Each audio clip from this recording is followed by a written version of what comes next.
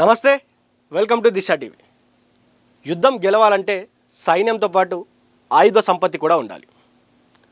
శత్రు దేశానికి గ్యాప్ దొరకకుండా బాంబుల వర్షం కురిపించాలి. లక్షల చదరపు మైళ్ళ దూరంలో ఉన్న లక్ష్యాలను సైతం ఛేదించగలగాలి. ఇప్పుడు ఇరాన్పై దాడులు చేసేందుకు అమెరికా అలాంటి ఓ యుద్ధ విమానాన్నే రంగంలోకి దింపింది. దాని పేరే B-52 స్ట్రాటోపోరెట్రస్ బాంబర్. ఇది అమెరికా దేశానికి అనకొండ లాంటి బాంబర్. ఒక్కసారి గాలిలోకి ఎగిరితే శత్రు దేశంపై 38 టన్నుల బాంబుల వర్షం కురిపించగల సామర్థ్యం దీనికి ఉంది. ఇది సముద్ర నిఘా కార్యకలాపాలను సైతం సమర్థవంతంగా నిర్వహించగలదు. ఆకాశంలోకి ఎగిరితే అక్కడ నుండే సముద్రంలోని లక్షల చదరపు మైళ్ళను నియంత్రణలోకి తెచ్చుకుంటుంది. అమెరికా వాయుసేనకు దీన్ని వెన్నుముకగా చెప్తూ ఉంటారు. అంటే ఏ రేంజ్లో అది దాడి చేయగలదో మనం ఒకసారి అర్థం చేసుకోవచ్చు. ఇంతటి సామర్థ్యం ఉన్న ఈ బాంబర్ను తయారు చేసింది నిన్ననో మొన్ననో కాదు, 1955లోనే. అమెరికా వాయుసేన B-52 స్ట్రాటోపోరెట్రస్ బాంబర్ను తయారు చేసింది. అప్పుడే అమెరికా 744 యుద్ధ విమానాలను తయారు చేయగా 1962లో దీనిని చివరి B-52H వేరియంట్ను తయారు చేశారు.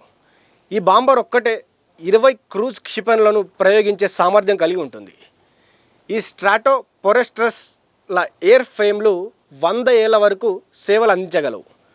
మరో 25 ఏళ్ల వరకు ఎయిర్ ఫ్రేమ్లకు కొత్త ఇంజన్లను బిగించుకుంటూ వాడుకోవచ్చు.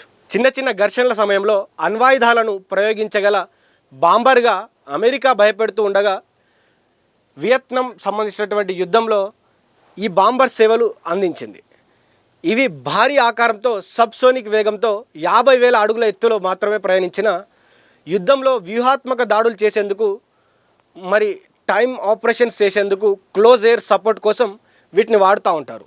అమెరికా 1990లో ఇరాక్పై జరిపిన డిజార్ట్ స్టార్మ్ ఆపరేషన్లోనూ ఈ విమానాలతోనే 40% బాంబులను ప్రయోగించింది. ఈ ఆపరేషన్లో 2 విమానాలు బాగ్దాద్పై 13 క్షిపణులను ప్రయోగించి ఇరాక్ కమ్యూనికేషన్, విద్యుత్ కేంద్రాలను ధ్వంసం చేశాయి. లూసియానాలోని బాక్స్ డేల్ స్థావరం నుండి 34 గంటల పాటు ప్రయోగించి ఈ దాడులు చేశారు. 2001లో ఆఫ్ఘనిస్తాన్పై చేపట్టిన ఆపరేషన్ ఎండ్యూరింగ్ ఫ్రీడమ్లో ఈ యుద్ధ విమానాలను తాలిబాన్ దళాలకు చెమటలు పట్టించాయి. అనంతరం ఆపరేషన్ ఇరాకీ ఫ్రీడమ్లోనూ వీటినే ఉపయోగించారు. ఇరాక్, సిరియాలో ఉగ్రవాదాన్ని అణిచివేయడంలో ఈ అనకొండలదే ముఖ్యమైన పాత్ర. ఈ విమానం GPS గైడెడ్ ఆయుధాలను సైతం ప్రయోగించి లక్ష్యాలను చేరుకునే సామర్థ్యాన్ని కలిగి ఉంటుంది. F-15 ఫైటర్ జెట్ కేవలం 2 విమానాలను మాత్రమే మోసుకెళ్లే సామర్థ్యం కలిగి ఉంటే స్ట్రాటోపోరెట్రస్ విమానం మాత్రం 30 GBU 31 శ్రేణి బంకర్ బస్టర్లను మోసుకొని, అంటే అంతటి సామర్థ్యాన్ని మోసుకొని వెళ్ళేటువంటి శక్తి కలిగినటువంటి ఇవి ఒక్కసారిగా గాల్లోకి ఎగిరితే మళ్ళీ ఇంధనం నింపడం అవసరం లేకుండా 14,080 కిలోమీటర్ల దూరం ప్రయాణించగలవు. అయితే ఈ విమానాలు ఎక్కడంటే అక్కడ నడపలేరు. సాధారణ రన్వేపై కాకుండా సుదీర్ఘమైన రన్వేపై వీటిని నడపాలి. అప్పుడే ఇరాన్పై దాడులు చేసేందుకు అమెరికా విశాలమైన రన్వే కలిగిన యూకేలోని ఎయిర్పోర్ట్ స్థావరాన్ని వినియోగిస్తుంది. ఈ రన్వే దాదాపు 3.2 కిలోమీటర్ల వరకు కూడా ఉంటుంది. అయితే దేశానికి సంబంధించినటువంటి ఆయుధాలే కాదు, అవి కూడా ఏవైతే ఈ ఆయుధాలు ఒక్కటే సరిపోవు, దానికి సంబంధించినటువంటి ఏవైతే అక్కడ నడుస్తూ ఉందో ఆ యుద్ధ విమానం ఇప్పుడు చాలా కీలకంగా మారింది.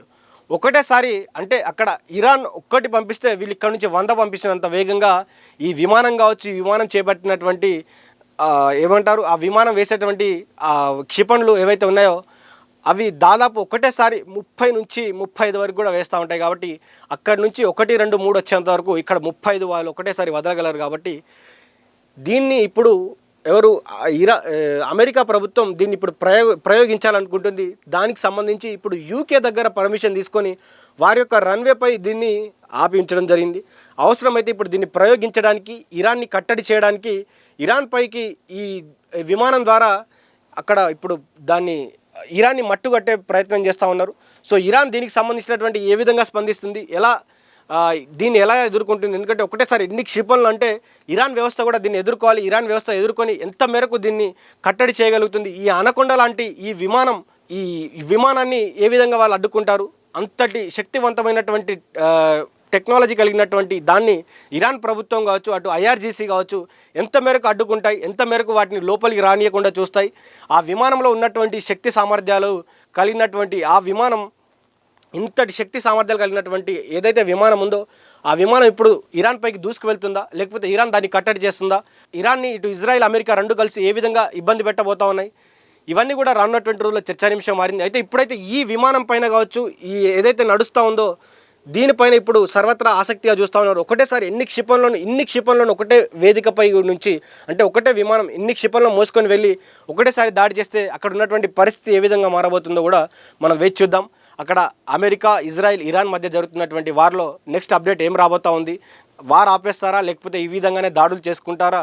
ప్రపంచ దేశాలు అన్నీ కూడా చెప్తా ఉన్నాయి. ప్రపంచ దేశాలు చెప్పినప్పుడు కూడా ఇటు రెండు దేశాలు కూడా మూడు దేశాలు కూడా ఒక్కరి మాట ఒకరు వినకుండా అటు ఇరాన్ సంబంధించినటువంటి వాళ్ళు మేము చర్చలకు సిద్ధం, కానీ అవి కూడా సామరస్య చర్చలే, కానీ వాళ్ళు ఎవరో మమ్మల్ని కమాండ్ చేస్తే మేము చర్చలకు రాము, నార్మల్గా అయితే వస్తామని చెప్తున్నారు. కానీ అక్కడ ఇజ్రాయిల్ కానీ అమెరికా కానీ దాడులకు సిద్ధం. ఇంకా వారం రోజులు కావచ్చు, 14 రోజులు కావచ్చు, ఈ 2-3 వారాలు ఇంకా వార్ నడుస్తుంది అని కూడా అక్కడ ట్రంప్ చెప్పడం జరిగింది.